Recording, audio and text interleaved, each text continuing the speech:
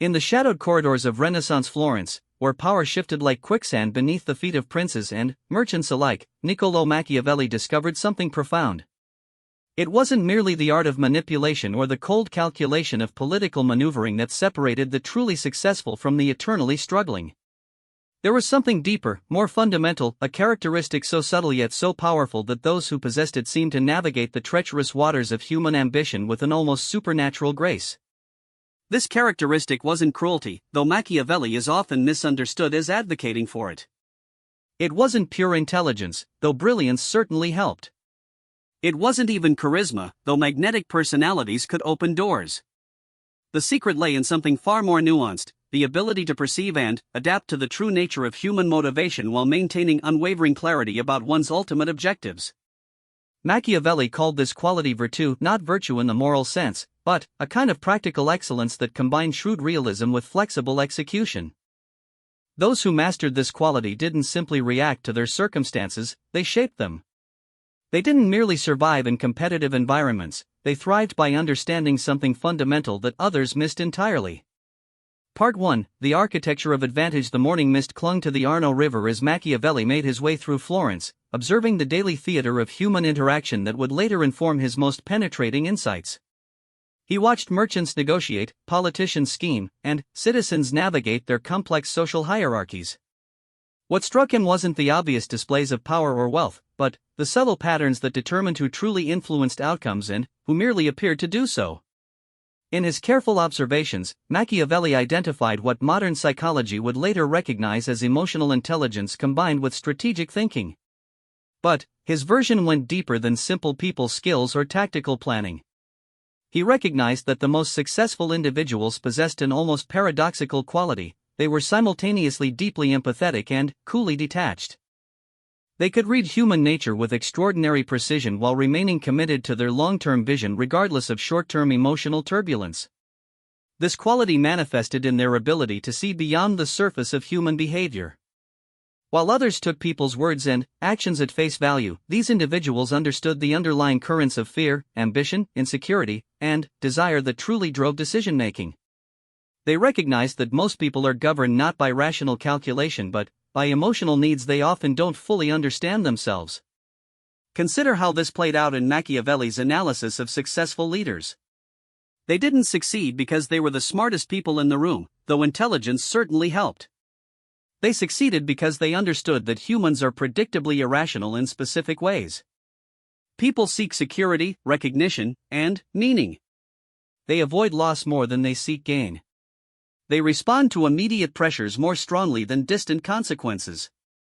They trust those who make them feel understood and important. The superior individuals Machiavelli studied had learned to work with these psychological realities rather than against them. When they needed to influence someone, they didn't begin with logical arguments or personal appeals. They began by understanding what that person really needed, not what they said they needed, but what their actions and reactions revealed about their deeper motivations. This understanding extended to their perception of power itself. While others saw power as a zero-sum game where one person's gain necessarily meant another's loss, these individuals recognized that true power often came from creating situations where multiple parties could achieve their core objectives simultaneously. They understood that sustainable influence required making others feel like partners rather than subordinates, even when the relationship was clearly hierarchical. But, perhaps most importantly, they possessed what Machiavelli observed as temporal flexibility, the ability to adapt their methods while remaining consistent in their ultimate direction. They could be patient when patience served their goals and decisive when action was required. They could present themselves as allies to former enemies when circumstances changed, and they could maintain friendly relations with competitors while never losing sight of their own interests. This temporal flexibility was rooted in their understanding that consistency in methods was far less important than consistency in objectives. They recognized that moral rigidity often led to practical failure, not because morality was unimportant, but because rigid adherence to specific tactics in changing circumstances was a form of strategic blindness. The truly sophisticated practitioners of this art learned to separate their personal emotions from their strategic calculations without becoming emotionally disconnected from life itself. They could feel genuine warmth and friendship while simultaneously maintaining clear boundaries about what they would and wouldn't sacrifice for any relationship. They could be hurt by betrayal while still responding to it in ways that served their long-term interests rather than their immediate emotional needs. This emotional sophistication allowed them to navigate the complex world of human relationships with unusual effectiveness. They could maintain genuine connections with people while never becoming dependent on any single relationship for their sense of security or self-worth. They could give generously when generosity served their broader objectives and withhold support when continued giving would enable destructive behavior in others. Their approach to conflict was similarly nuanced. Rather than avoiding confrontation or seeking it unnecessarily, they understood conflict as a natural part of human interaction that could be managed productively when approached with the right mindset. They didn't take opposition personally, which allowed them to respond to challenges with clarity rather than defensive reactivity. When they encountered resistance, they didn't immediately assume malicious intent. Instead, they investigated the underlying concerns or interests that were driving the opposition. Often, they discovered that what appeared to be personal attacks were actually expressions of fear, frustration, or unmet needs that could be addressed without compromising their core objectives. This approach to conflict resolution gave them a significant advantage over those who treated every disagreement as a battle to be won or lost. By seeking to understand and address underlying concerns, they often found ways to neutralize opposition while building stronger relationships for the future. Their opponents frequently discovered that these individuals were far more reasonable and collaborative than expected, which led to outcomes that served everyone's interests more effectively than prolonged adversarial approaches. Their understanding of human psychology also informed their approach to building teams and organizations. They recognized that people perform best when they feel that their work serves a purpose larger than their immediate self-interest. But they also understood that appeals to higher purpose were meaningless unless accompanied by practical attention to people's concrete needs for security, recognition, and growth. They became skilled at creating environments where individual success contributed naturally to collective success. They structured incentives so that people's self-interested choices aligned with organizational objectives. They provided the combination of autonomy and support that allowed talented individuals to flourish while maintaining clear standards for performance and behavior. Most importantly, they understood that their own behavior set the tone for everything else. They couldn't expect others to be honest if they were deceptive, committed if they were inconsistent, or collaborative if they were purely self-serving. This didn't mean they were naive about human nature or their own self-interest. Rather, they recognized that their integrity and reliability were practical assets that enabled them to accomplish things that would be impossible through manipulation or coercion alone.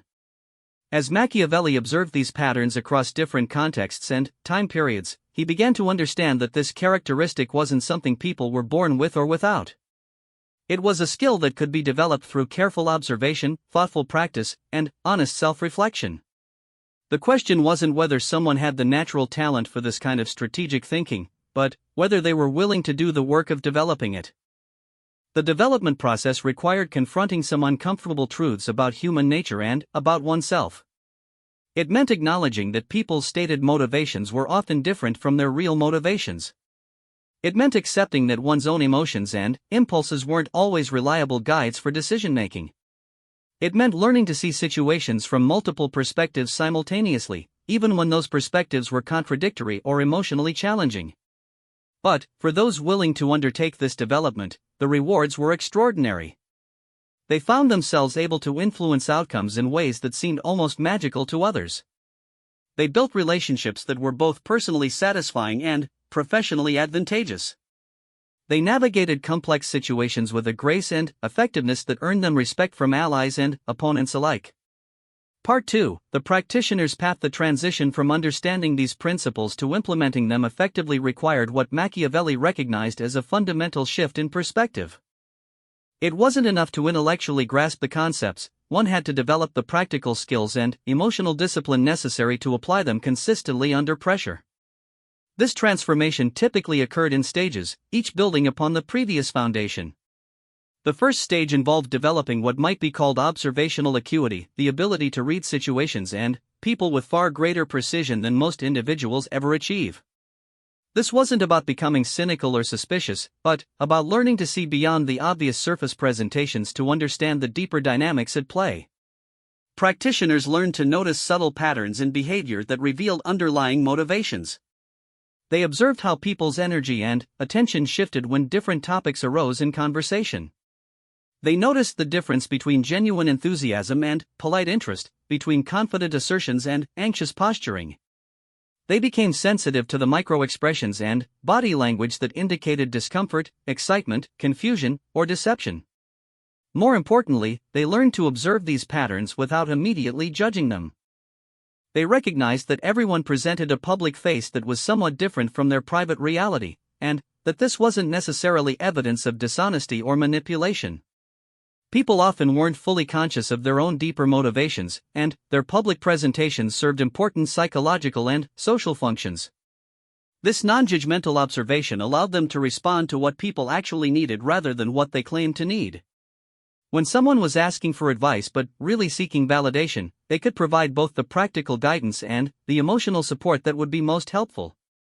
When someone was expressing anger but was actually feeling hurt or afraid, they could address the underlying emotion rather than getting caught up in defensive responses to the surface hostility. The second stage involved developing emotional regulation skills that went far beyond simple self-control. These individuals learned to maintain clarity and perspective even in highly charged emotional situations. They could feel their own emotions fully without being controlled by them. They could empathize deeply with others without losing their ability to think strategically about how to respond most effectively. This emotional sophistication was particularly valuable in leadership situations. When teams faced crisis or uncertainty, these individuals could provide the stability and clear thinking that others needed without suppressing their own emotional responses to the situation. They could acknowledge the difficulty of circumstances while maintaining confidence in the team's ability to find solutions. Their approach to decision-making reflected this emotional balance. They learned to gather information from multiple sources, including their intuitive responses, logical analysis, and consultation with others they trusted. But they also understood that perfect information was rarely available and that delayed decisions often created more problems than imperfect decisions made in a timely manner. They developed frameworks for making decisions under uncertainty that balanced careful analysis with decisive action. They learned to identify the key variables that would most significantly impact outcomes and focus their research and consultation on those factors rather than trying to analyze every possible consideration. They became comfortable making decisions based on the best available information while remaining flexible enough to adjust course as new information became available. The third stage involved mastering what Machiavelli saw as the art of influence, the ability to help others see situations from new perspectives and make choices that served both individual and collective interests. This went far beyond simple persuasion or manipulation. It required genuine respect for others' autonomy and intelligence combined with skill in presenting information and options in ways that enabled better decision-making. Effective practitioners learned to frame discussions in terms of shared values and common interests rather than personal preferences or power dynamics. When they needed someone to change their approach to a situation, they began by understanding what that person was trying to accomplish and then explored whether there might be more effective ways to achieve those objectives. They became skilled at asking questions that helped people examine their own assumptions and consider possibilities they hadn't previously explored. Rather than telling people what to do, they created conversations that allowed others to discover better approaches for themselves. This method was not only more respectful but also more effective, since people were much more likely to commit fully to decisions they felt they had arrived at through their own thinking. Their influence was particularly powerful because it was genuinely aimed at helping others succeed rather than simply getting others to comply with their wishes. They understood that sustainable influence required creating value for others, not just extracting compliance. When people consistently benefited from following their guidance, their recommendations carried increasing weight over time. They also learned to influence through example as much as through direct communication. They understood that their own behavior was constantly being observed and evaluated, and they used this reality strategically. By consistently demonstrating the qualities they wanted to see in others: integrity, competence, collaborative spirit, emotional balance, they created environments where these qualities were valued and emulated. The fourth stage involved developing what might be called strategic patience, the ability to work toward long-term objectives while managing short-term pressures and opportunities effectively. This required a sophisticated understanding of timing and prioritization that most people never develop. These individuals learned to distinguish between urgent and important tasks, focusing their primary energy on activities that would have the greatest long-term impact rather than simply responding to the most immediate pressures. They developed systems for managing routine responsibilities efficiently so they could dedicate adequate attention to strategic thinking and relationship building. They became skilled at recognizing when to push forward aggressively and when to wait for better conditions.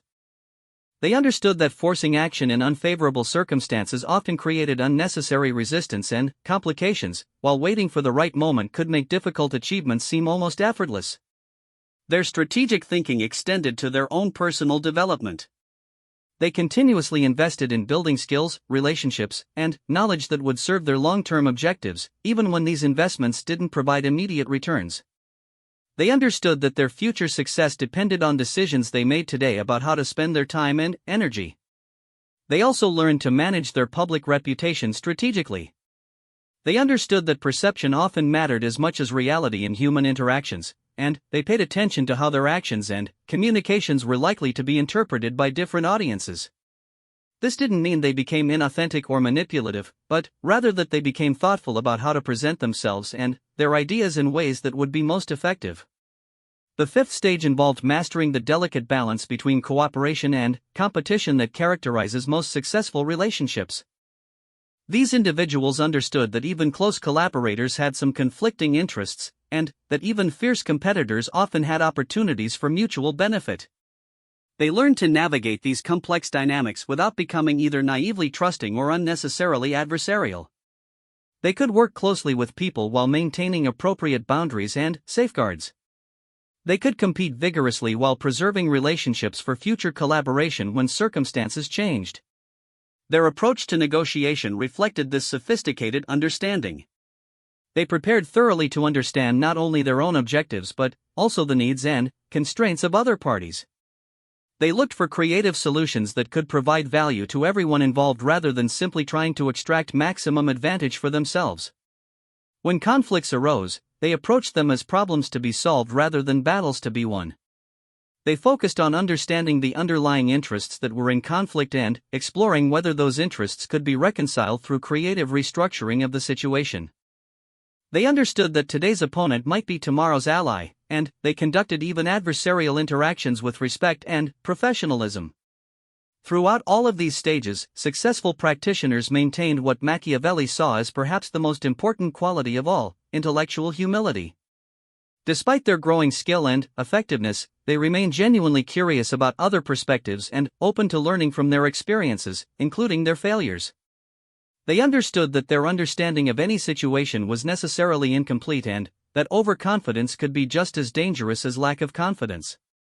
They actively sought feedback from others, particularly from those who might see things differently than they did. They treated their failures as valuable learning opportunities rather than sources of shame or defensiveness. This combination of confidence and humility allowed them to take reasonable risks while avoiding reckless behavior. They could advocate strongly for their ideas while remaining open to modification based on new information or changing circumstances. They could lead decisively while maintaining the flexibility to adapt their approach when necessary. Part 3: The deeper game. As practitioners advanced in their mastery of these principles, they began to understand that the true game being played was far more sophisticated than simple competition for resources or recognition. The deepest level of Machiavellian wisdom involved recognizing that sustainable success required creating value for entire systems rather than simply optimizing for individual advantage within existing systems. This realization typically emerged from the recognition that the most successful individuals weren't just skilled players within existing games, but were actually involved in designing better games that served broader sets of participants.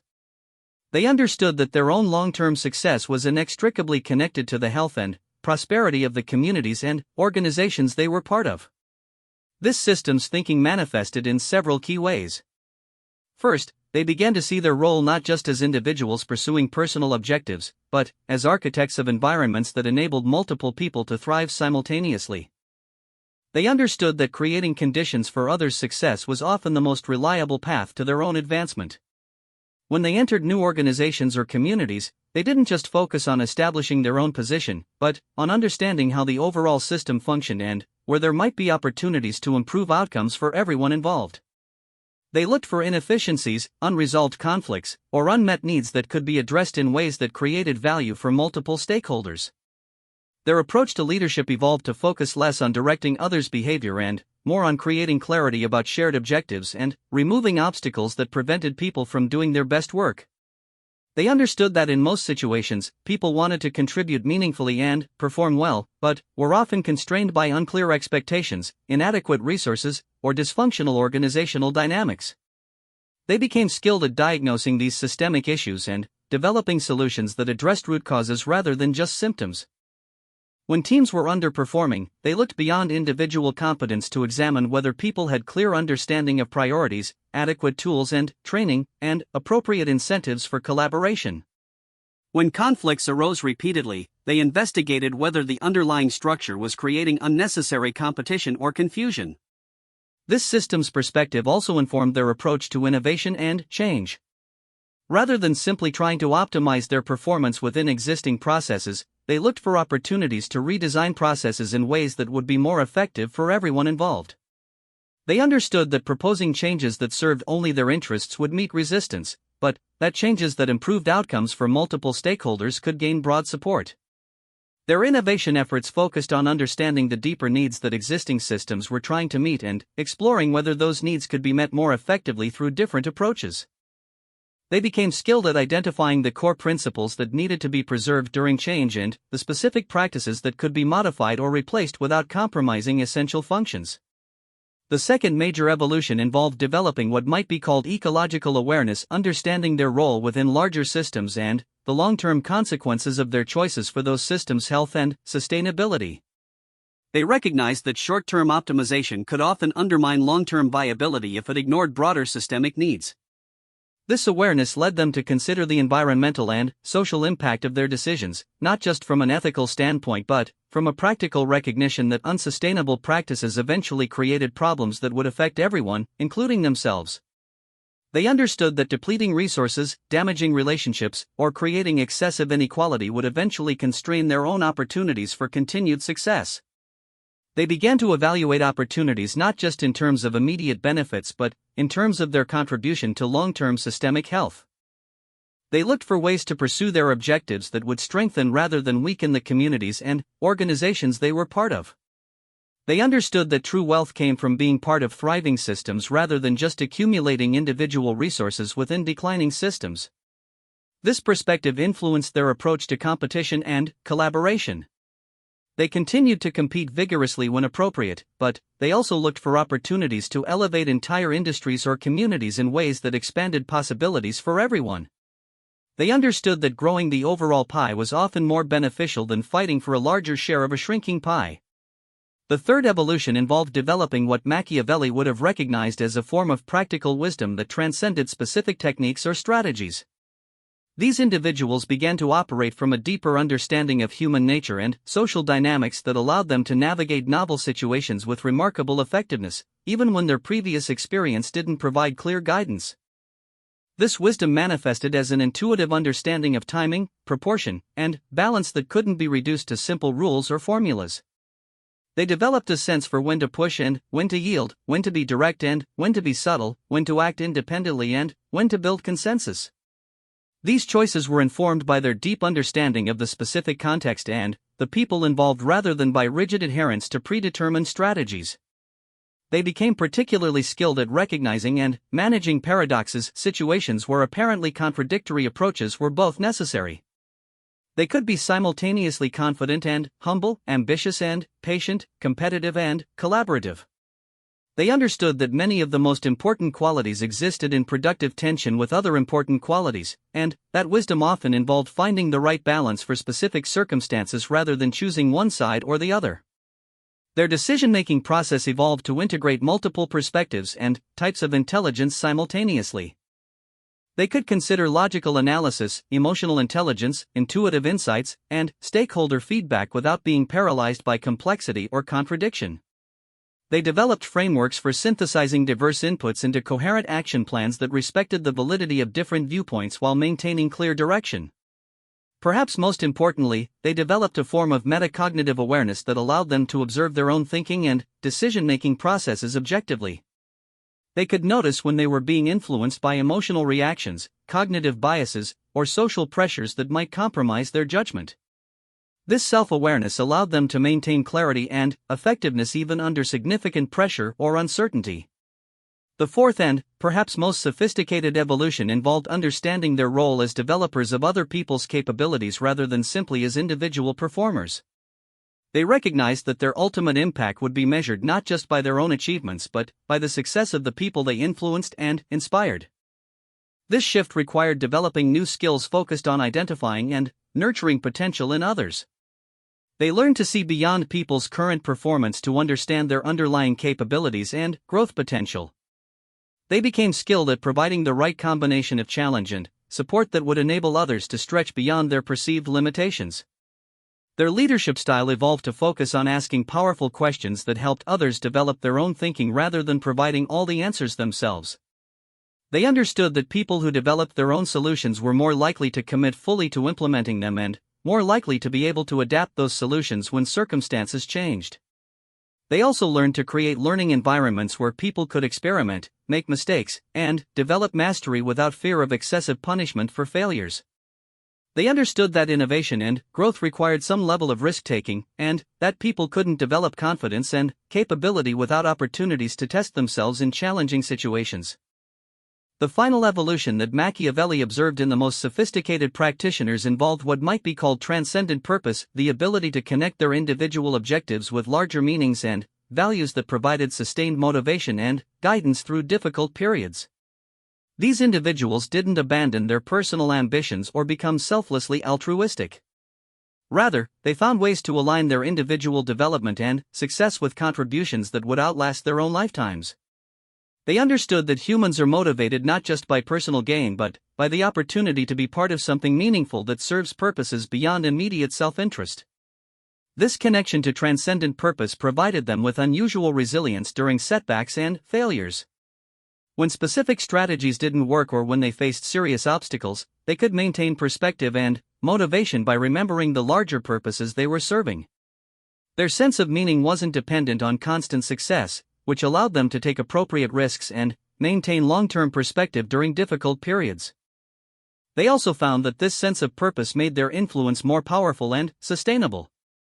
People were naturally drawn to those who seemed to be motivated by something larger than personal advancement. Their vision and values became contagious, inspiring others to elevate their own aspirations and contributions.